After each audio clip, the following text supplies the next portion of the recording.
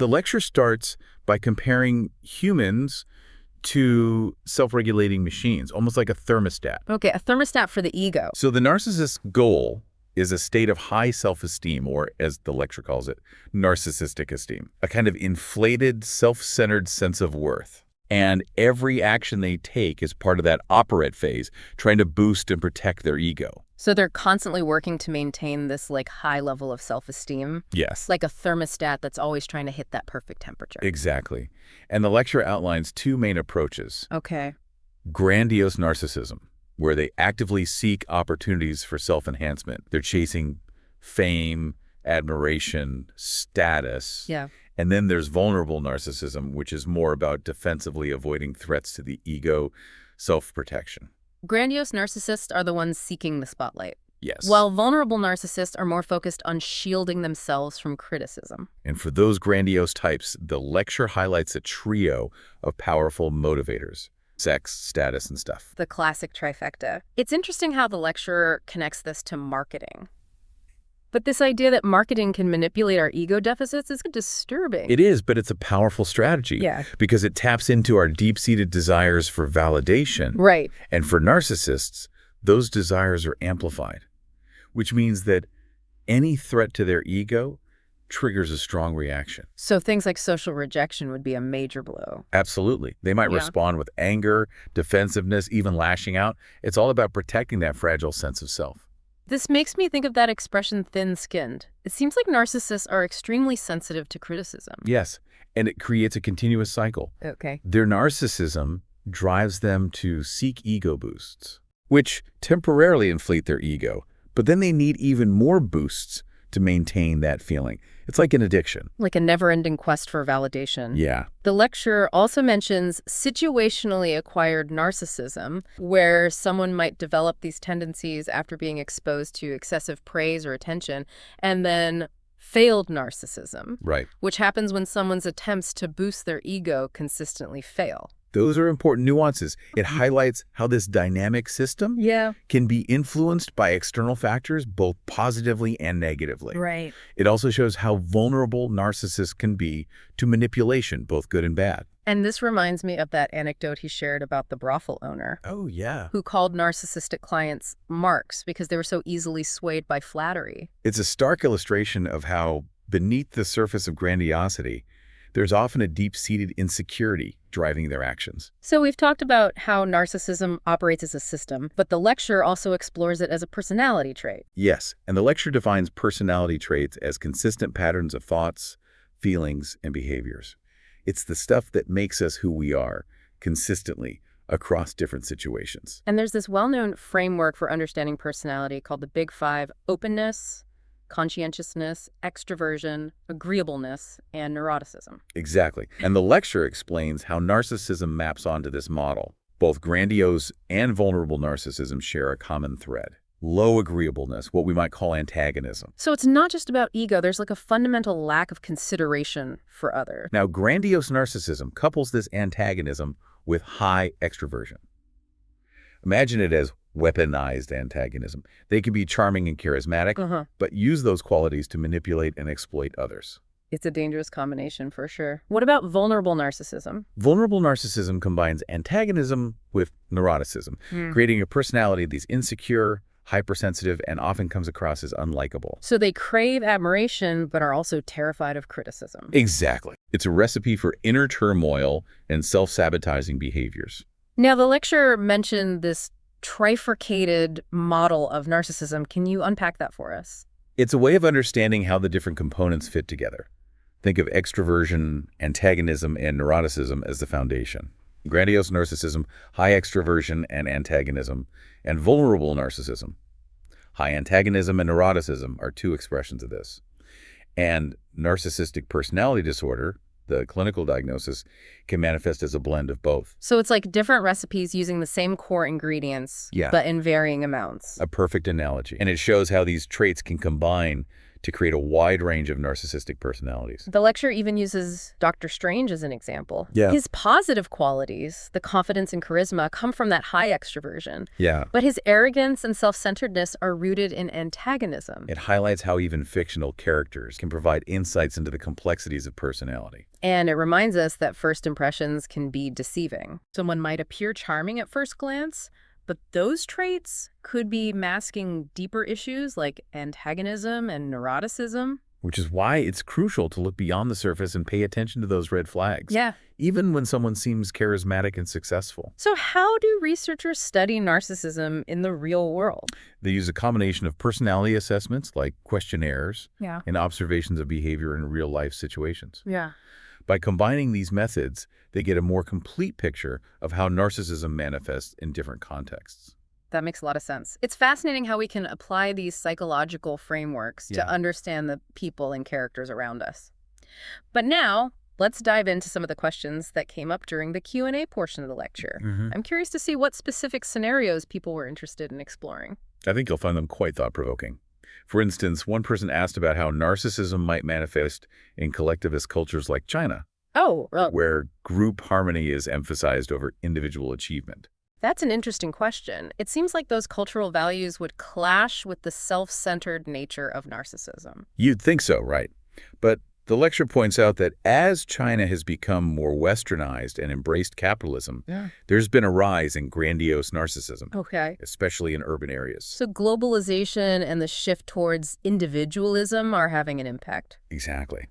But what's fascinating is that narcissism can also adapt to fit those collectivist values.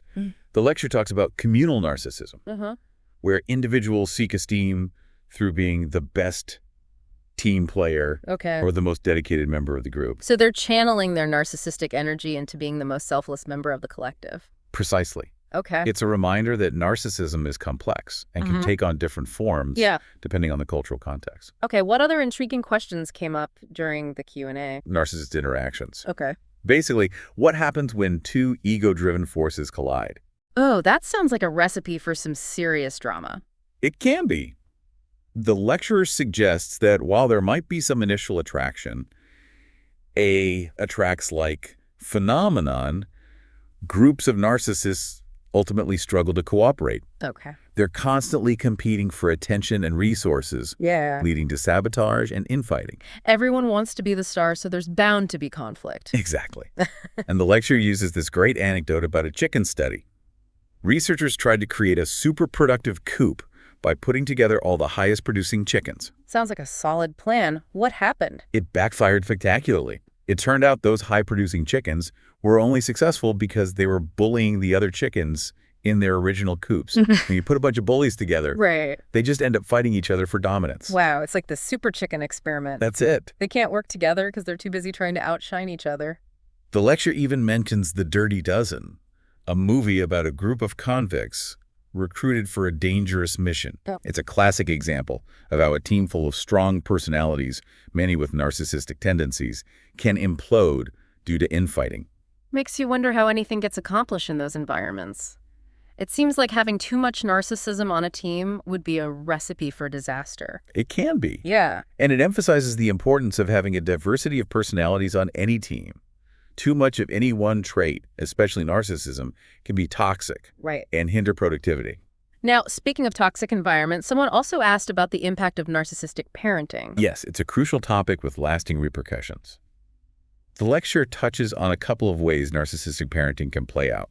First, parents might inadvertently foster narcissism in their children by placing them on a pedestal, showering them with excessive praise, and constantly telling them how special they are. So they're essentially creating a mini-me narcissist. In a sense, yes.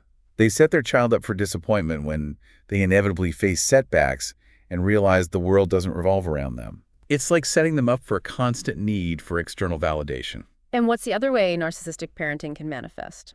The other, even more troubling aspect is when parents use their children as props to boost their own ego.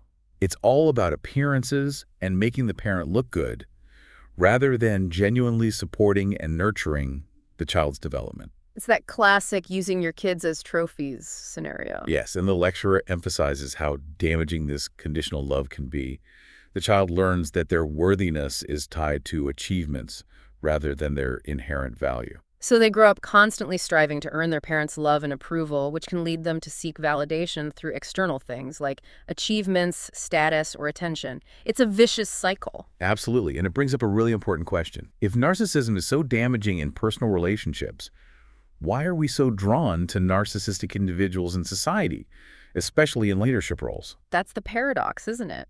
We often find ourselves drawn to the confidence and charisma of narcissistic individuals, even though we know their darker side. It's a fascinating phenomenon, and the lecturer offers some insights.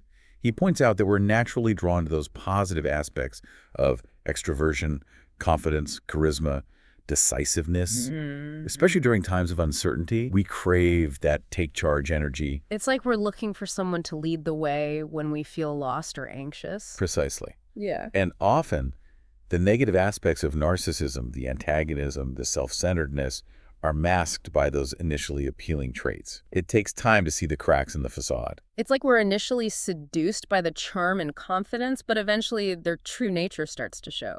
But going back to narcissistic parenting, there was a follow-up question in the Q&A that I found particularly thought-provoking. The listener asked if a child of a narcissistic parent might develop narcissistic tendencies themselves as a way of overcompensating for that lack of love and attention. That's a great point. Yeah. It's like they're trying to fill that void by becoming the kind of person they believe their parent will finally admire and appreciate, trying to mold themselves into someone worthy of love and attention. Exactly. It's a distorted way of seeking love and acceptance, but it also underscores the profound impact narcissistic parenting can have, shaping a child's entire sense of self. Absolutely. It's a tragic reminder that the wounds inflicted by narcissistic parents can have lasting consequences, even if the child consciously rejects their parents' behavior. Yeah, it really makes you think about those early childhood experiences, how they affect us later. There was one more question Okay. that I think you'll find interesting. Okay. Someone asked if, given their susceptibility to manipulation, we need to rethink how we structure systems of reward and recognition, especially in places like social media and leadership selection. Oh, that's a great point. Yeah. Knowing that narcissists are so drawn to validation, should we be more careful about how we're feeding into that? Exactly. Think about social media. Likes and followers become like currency, fueling that need for external validation. And it's not just social media. What about leadership roles? Right.